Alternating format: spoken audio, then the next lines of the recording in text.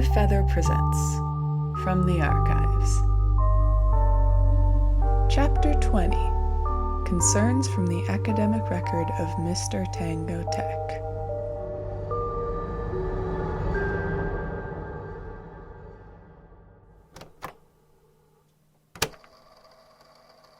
It looks like this next statement wasn't originally given as an interview with us, but instead found its way to the Institute attached to a bundle of blueprints deemed anomalous. The blueprints, as best as I can tell, are down in artifact storage now, but the attached letter got sent to us for archival. It's fairly long, and appears to have been written in 2010 by an unnamed professor of architectural design at an unspecified university, probably in America, judging by the spellings, regarding concerns about a student named Tango Tech. Dean, I know this is abnormal, but my own experiences, as well as others that have been shared with me, have brought my concerns to the point that I feel compelled to break protocol and reach out to you directly, for the sake of the safety of our students, which I know we both value above all else. Specifically, this is regarding the submitted project of Tango Tech, who I know is known among the faculty as an exemplary student, if somewhat eccentric. To be clear, much of my experience with Mr. Tech in my class this past year has indeed been positive.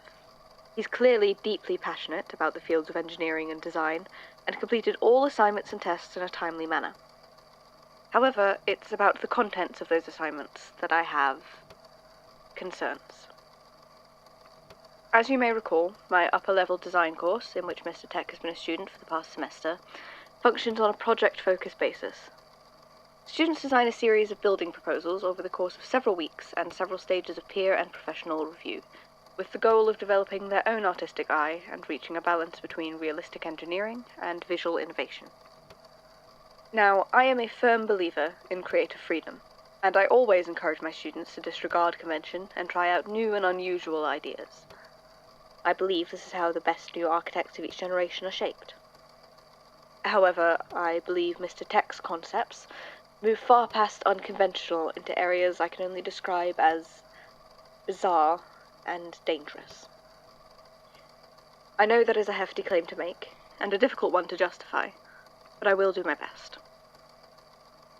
My attention was first drawn when a student, Mr. Tech's assigned partner for the second round of peer review for our first class project, came to me with her own concerns.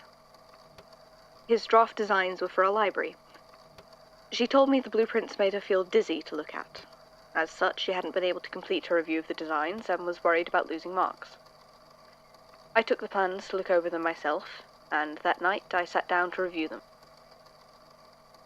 I hope you trust I'm not one inclined to dramatics. I've been employed at this university for nearly 3 decades now, and have always been known to be professional.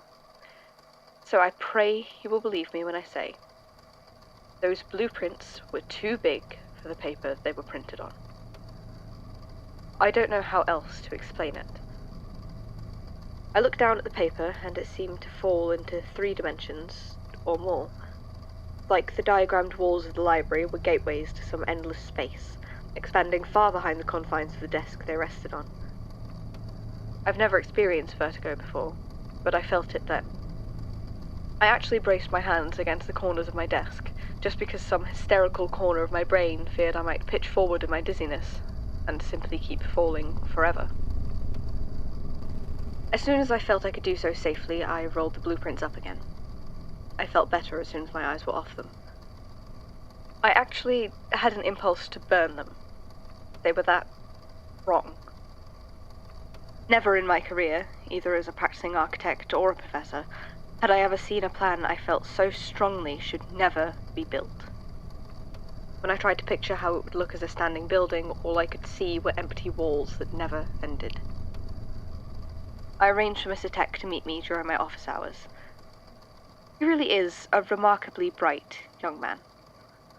When I told him I had concerns regarding his design, he seemed confused at first, but willing to listen.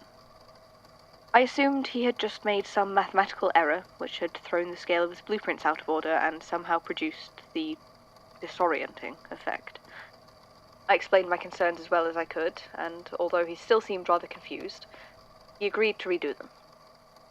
His final submission was perfectly normal, and quite elegantly designed at that. So I figured that the initial design had indeed just suffered from some strange perspective error, and that would be the end of it. As you may have already guessed from the length of this letter, though, it wasn't. The second problem arose with our fall mid-semester project, which involved design of a specific type of building, in this case an apartment building, on a limited time frame. It was only a small percentage of the students' grades, but I wanted to see how they performed when working on a deadline and with little time for advanced research, what they prioritized, how much they were able to do from memory, and so forth. It's always a difficult assignment, and only a few students finish entirely within the time limit. Mr. Tech was one of them, and I was quite impressed. It's really no small feat. However, when I checked his blueprints, I was unnerved. It wasn't the same disorienting effect as the first project, but something about it bothered my eyes. The design itself was disconcertingly asymmetrical and lopsided, but despite being made entirely of strange, off-kilter shapes, all the math and measurements seemed done perfectly. I had no idea how he'd done it. More disturbingly, though, when I looked at them out of the corner of my eye, the lines almost looked like they were moving, swaying back and forth, shifting colours at the edges like an old television set. I don't know if it was some quality of the ink and paper he printed them on, or, somehow, of the diagrams themselves. But I suspect the latter. Those buildings. I gave him high marks. Technically, he had completed the assignment with flying colours, even unconventionally. But I worried. And I was right to worry. It all came to a head with our final project. Students had more or less complete free rein and several weeks to pitch proposals to me, get approval, and then develop them into full designs. These were intended to be the centerpieces of their portfolios for any internships he intended to apply to in the coming summer. I'll admit I was a bit nervous when Mr. Tech came to my office for his proposal meeting, but I was also honestly very interested to see what he'd come up with. To be clear, despite everything, despite the fact that I'm writing this letter now, he's one of the best and brightest students I've ever had, and it pains me to recommend any action against him. But I genuinely feel that to allow whatever is happening here to continue unchecked would be legitimately dangerous. His final project proposal was, quite unsurprisingly, unconventional. It took the form of an escape room-style building. He described it to me as something to be placed in an amusement park or some other sort of entertainment complex. Unusual, surely, but there was nothing wrong with it on its face, so I gave him my approval to proceed. I will confess I was apprehensive, but I was also terribly curious what he would end up creating, with his levels of skill and creativity. I was sure it would be memorable, and it certainly was that. It certainly was. I left it to grade for last, even though it was one of the first of the final projects submitted. I felt distinctly nervous as I unfolded the blueprints. At first, they seemed almost normal. The building structure was more or less how we'd described it in this proposal. My immediate impulse was honestly to be relieved at how normal everything looked compared against his past projects. For a moment, it really did seem like the problems had been left behind us, and Mr. Tech had merely turned in an excellent piece of work. Then I noticed there was a room labeled as kennels. I was confused. I had to take a closer look. I couldn't imagine any reason why the structure would need to house animals.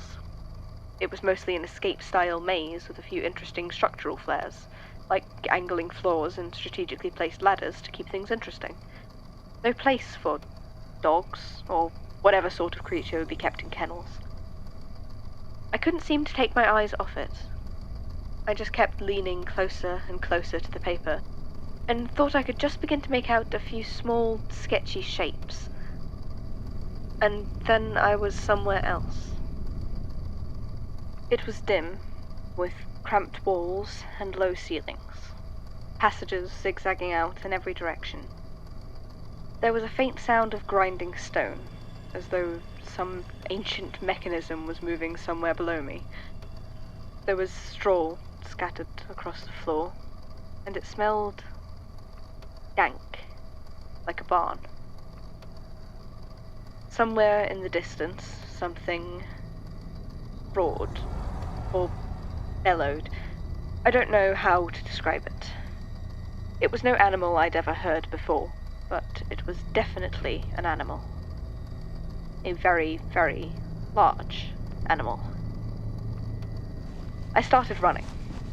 I wasn't thinking. It was something deeper than that. Something more primal, more terrified, more absolutely certain I could not get caught by whatever hungry thing was wandering through this warren. I could hear it behind me, heavy steps echoing off the crooked walls. It picked up speed as I did, drew closer every time I turned a corner. I never dared to look back over my shoulder to see exactly what it was. I was afraid that if I did, I would never get the image out of my head. It drew closer and closer behind me until I could feel hot breath on the back of my neck, and then even closer than that until I was sure I would be trampled beneath its hooves, and then I realized, or remembered, that I was back in my office, staring down at the blueprints. Of course I was back in my office. I'd never left. I was still on the edge of hyperventilating. I folded the blueprints up so fast they tore and had to spend a very, very long time calming down. I can't rationally explain what happened. I can't even prove that it was Mr. Tech's doing. And that is the reason why he's going to pass my class with flying colours. Despite everything I've detailed here, I can't point to anything he's actually done wrong, academically or otherwise. By all rational evidence, Mr. Tech is a stellar student bound for a bright career in the field of architectural design. Nonetheless, I feel I would be remiss if I did not express, as thoroughly as I could, my fears. I do not think Tango Tech should be allowed to pursue a career in architecture without intervention. If any of his buildings are constructed, nothing good will come of it. Of this I am certain. Given that the plans alone had the effects on me that they did, it is my formal recommendation that Mr. Tech's removal from the architecture course be at least considered, and an investigation into his work thus far be conducted. I apologize. I know this isn't much tangible information to take such serious action on. I hope you trust that I would not send a message like this if I did not feel it was absolutely necessary. And I do feel it is absolutely necessary. Those buildings cannot be built. I thank you for your time.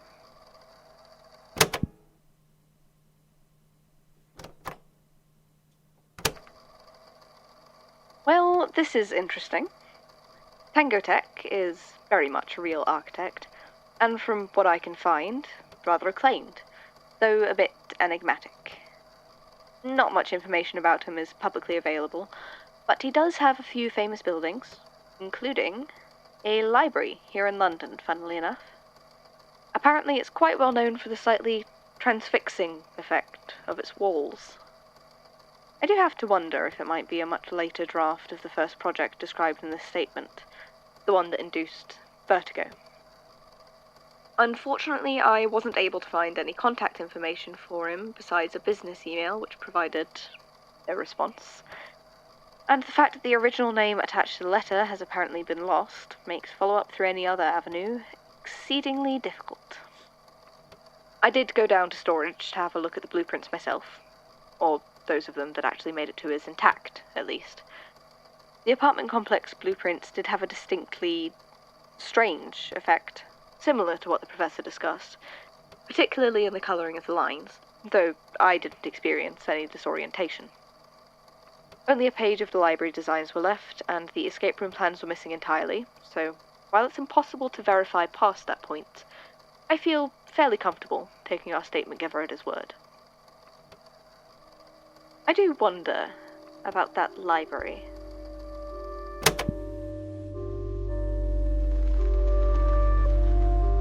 From the Archives is a fanfic series written by Johnny 16th Days and Zephaniah Grains, inspired by the Magnus Archives and by Hermitcraft and other Minecraft series. This chapter is performed by Tizzy Esgreen. Editing for this episode was done by Butterscotch Bread and Maxie. Music was composed by Noctude. Thanks for listening.